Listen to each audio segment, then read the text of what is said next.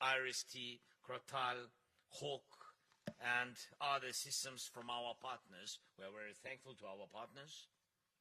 And thanks to global support, we have saved thousands of lives. F-16s are already in our skies. Not too much for today, but anyway, we have them.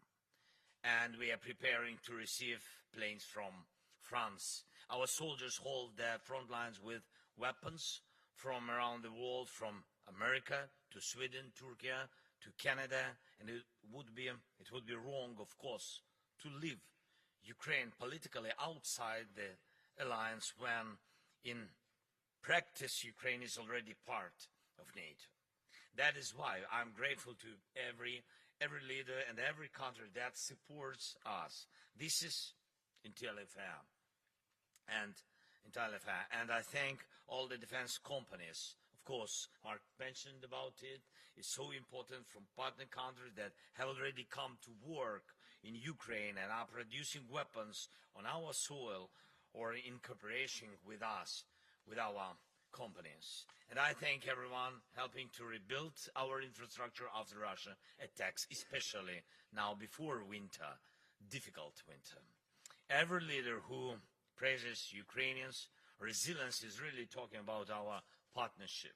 All the countries providing equipment, helping with reconstruction and supporting us with air defense systems. Ukraine, together with our partners, knows how to achieve its goals.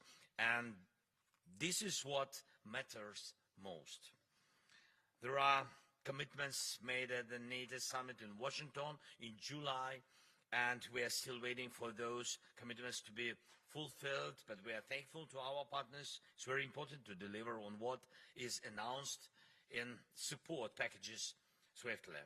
And lives of our soldiers at the front depend exactly on it. And we need to strengthen the training missions and initiatives that really work to protect against Russian aggression, and not only in NATO countries, but also in Ukraine. We have concluded nearly 30 bilateral security agreements with our partners. This is a set of agreements that are needed by both Ukraine and all of Europe.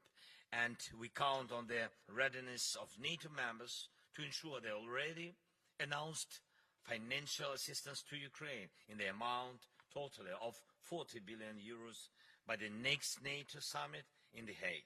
And I thank everyone who helps us, helps Ukraine. And today, at the meeting of our Ukraine NATO Council, we will focus on the steps that will provide us with more protection, more security. Thanks so much. Thanks, Mark, for the invitation. Thanks so much. Thank you very much. We have very limited time for questions, I'm afraid, so I will do my best to take as many as we can. I'll start with the BBC on the fourth row. Thank you very much, Jonathan Beale, BBC News. If I could first of all ask President Zelensky, you said that your victory plan depends not on Russia, but on the will of your partners. Do you think the will is there? Because if we look at two of your key objectives, membership of NATO, that doesn't look like it's going to happen anytime soon. And if we look at your desire to have Western-supplied long-range missiles being used to hit targets in Russia, they've been debating that for months. No progress. So you say it's realistic. I just wonder whether it is realistic. And then if I could ask you, Secretary General, I realise it's slightly not about what you've been discussing, but there are reports, increasingly likely, that the leader of Hamas has been killed. And I just wanted to get your reaction. And also, if you think this is an important time for Israel to take stock and review its military operations in Gaza, because they have, in essence, if they have killed him, the head of the snake. I just want to emphasize it's one question per journalist. I apologize. Thank you very much. We're very short on time. Yes. You want? Okay, thank you so much. So thank you very much for your question. So not the first time I hear such question. What is realistic and what is not realistic? Remember the steps before invasion. Remember first days of Russian invasion, and there are a lot of different propositions, because some of them will be realistic for us to survive, not realistic, and etc. So I believe in people, in our people, and in people, not only Ukrainians, first of all in Ukrainians, because the war in Ukraine, and the strongest weapon what we had at the very beginning of the war is just our people, different. I think this is the strategic weapon, but we lose them, and that is the problem of the war, especially of the long war. It's a big tragedy for us, really, to lose our people. And that's why I believe in our people, in unity in Ukraine. If we will not lose unity in Ukraine, we will prevail.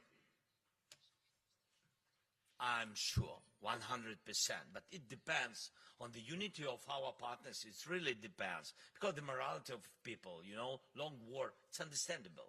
All our feelings were understandable. I don't want to go further to this question, but I think you understand. Strengthening of Ukraine, it's not only depending on the weapon, this kind or that kind, it's depending on the will. If our partners will not lose their unity, we will not lose. And This strength. And we will not use that. We will not lose that unity. It's you so can count on important. that. And my message today to Vladimir Vladimirovich Putin is that if he thinks we will not. And today again is evidence. Look what the Australians have done, what the Germans are doing, what the US has done today. Again, announcing almost $500 million in anti-missile defense systems. I've spoken over the last 3 weeks with all allies.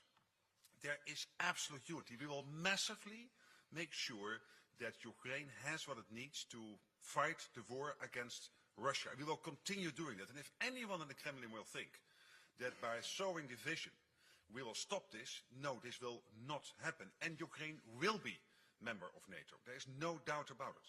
It's so important, and that's why it's not a question of debates. I think we need to strengthen us urgently. To my mind, that is very important now. And debates about invitation and long-distance weapon, of course, they are. Some people, they rise up, they question the volume, the level of risks with it, and etc. But I remember our first steps with Patriots, then with F-16, before it, MLRS, HIMARS. Those two. Always, always debates. But here we are. Democracies. Ukraine is a democracy, the 32 allies are democracies. So you will have debates. But there's absolute unity that we will, because this is about our values, about our collective security. We cannot have an emboldened Russia at the NATO borders because they would somehow have been successful in Ukraine. We cannot accept that because of our values and because of our collective security interests. And this is from Los Angeles to Tirana to the most eastern city on NATO territory. We are aligned on this. You see, we have unity. Good beginning. We need 32 more. And then on Sinwar, of course, he is widely recognized as the architect of the 7th of October 2023 terrorist attacks on Israel. I have condemned them. All allies have condemned them. Every reasonable soul in the world has condemned them. So if he has died, I personally will not miss him. We'll go to DPA, please, at the back there.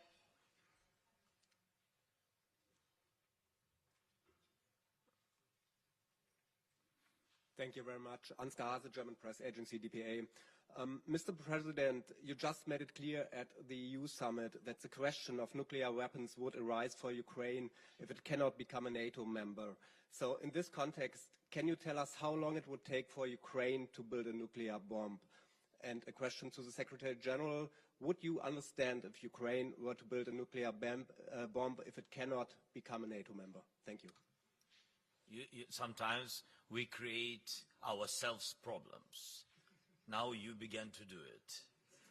So we never spoke about that we are preparing to create nuclear weapon or something like this.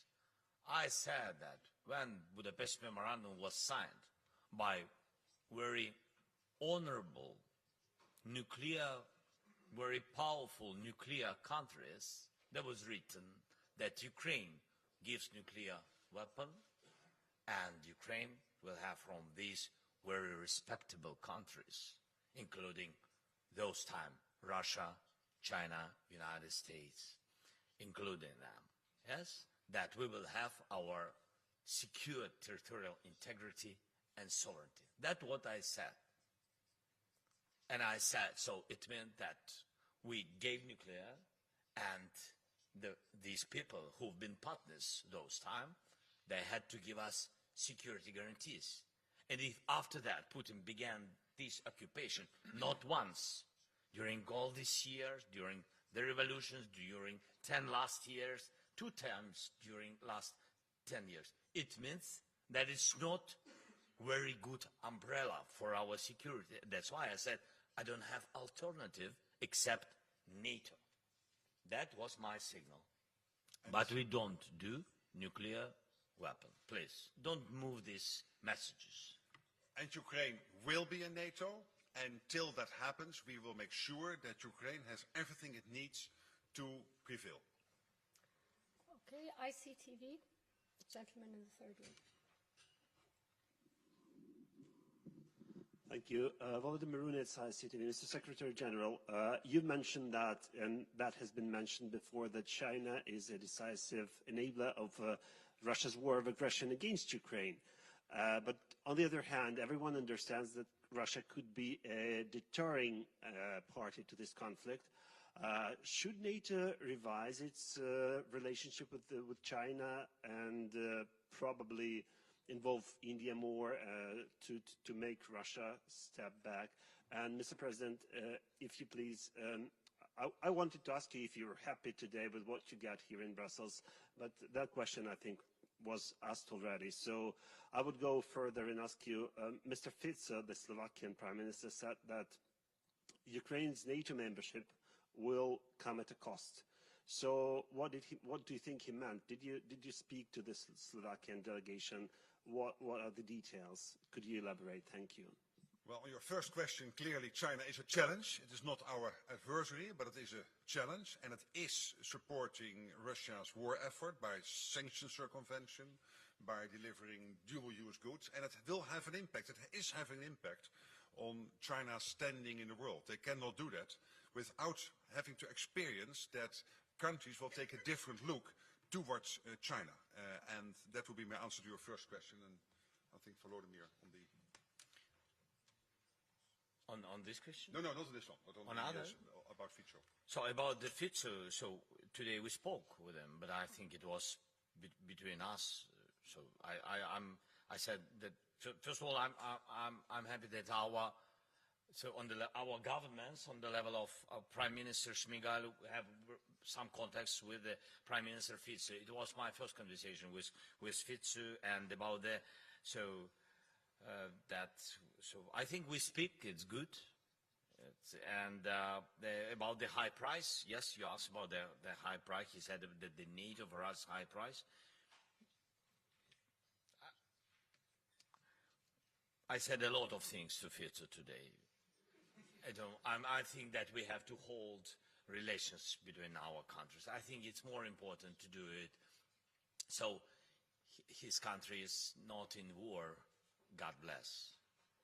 And I wish his people peace, not see what does mean and what Putin really, what Putin's face, what Putin really can bring to your country. And that's great that he doesn't feel it. It's good for his people, but he has to support us. Otherwise, he will understand it very well from him, because Putin will never stop. Just if we will not stop him, he will never stop. He likes the process. He's fan of the war. I gave today the example, very interesting example, when we tried to save our north part and went through their border in Kursk region. You know what the people said to our soldiers? You are NATO. You are Americans. Russian people said to our soldiers. Our soldiers, Ukrainian-speaking guys, but of course they know Russian language, 100%. They begin to answer in Russian language. No, they said in Russian, no, we're Ukrainians. They said that, and Russians, these old people, they said, no, you are NATO. We know, you are NATO. They've been very surprised that we're Ukrainians. So you understand in what disinformation they live. So Putin built such government, he took the rights of his people, and now he's moving to the death young people. That's mean that he will never stop. He likes this world, and he will protect his world. That's why we have to finish, and no, not finish, yes, better to finish with him, yes, it's really, but to stop him, to stop him, understand? Okay, we'll go to NHK, please.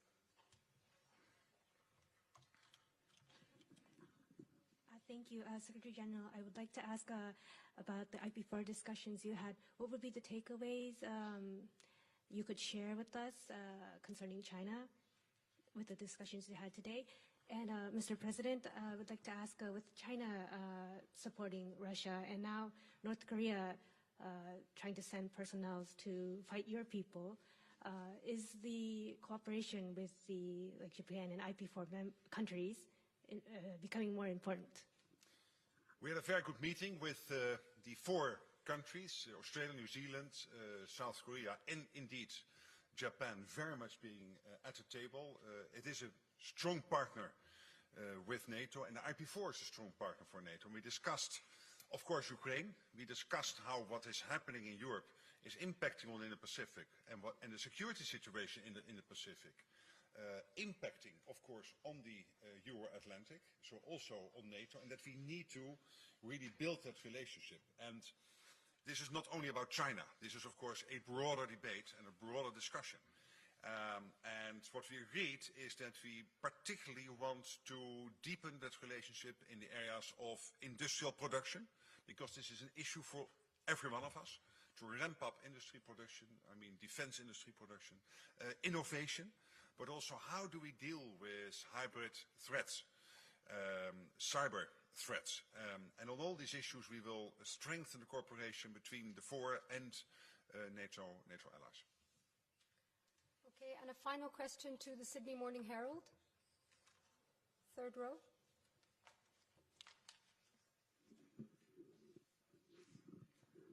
It's actually the other Australian journalist, Hans van Leeuwen from the Australian Financial Review.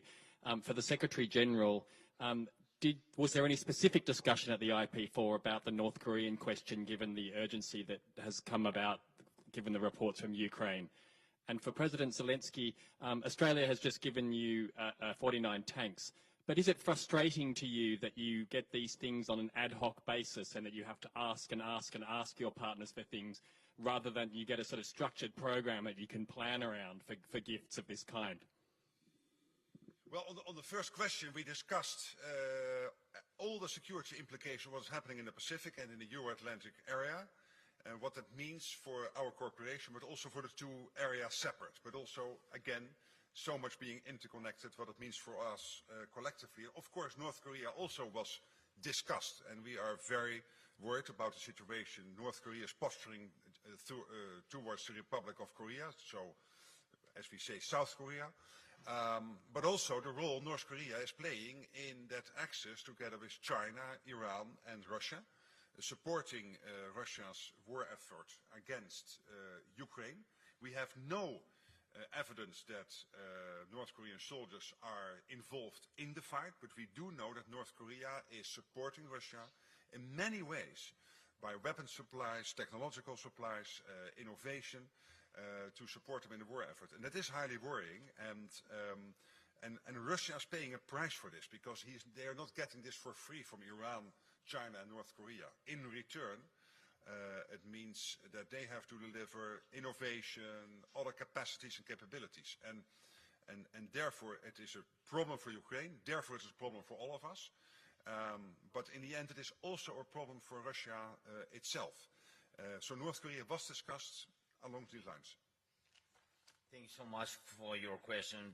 From our intelligence, we've got information that North Korea sent technical personnel and officers to Ukraine on temporarily occupied territories, and they are preparing on their land 10,000 soldiers, but they didn't move them already to Ukraine or to Russia. So when we will have this information, of course, we will raise up this question, but because this will be the second, I think it's already the second country which involved to this war against us. So about the tanks, thank you so much, Australia, for these tanks. Yes, it's difficult to live without plan. That's why Ramstein really helps, because ministers of defense, the level of the ministers, and they really bring the plan of interior production of Ukraine. Sometimes it's about money and make money, to put money to our private sector to increase the production of long-distance weapon, which is now very important before winter, systems of electronic warfare, also urgent things, and also the plan how to equip brigades. This is the best plan what we can have, really. So our messages to all the countries, just equip brigades. They can be resourced, and they can change our guys who are tired. Some of them are tired. We need to change them on the battlefield. That's why we need this resource, well equipped. And this is the signal how to have real plan. Then about Japan, just to finish, because you asked me, I'm very thankful to your country. And really, we found during this war very strong partner. From all our people, please, big thanks to your society. Go through the winter in Ukraine. It will be the third one, but we had experience of two, with blackouts, with all these challenges, and without the help of partners, where Japan supporting us with energy during such cold and dark winter. So without such partners, we couldn't survive. So we are very thankful to you for all support that Japan provided for us. Thank you. Thank you very much. That's all we have time for. Thank you. Thank you.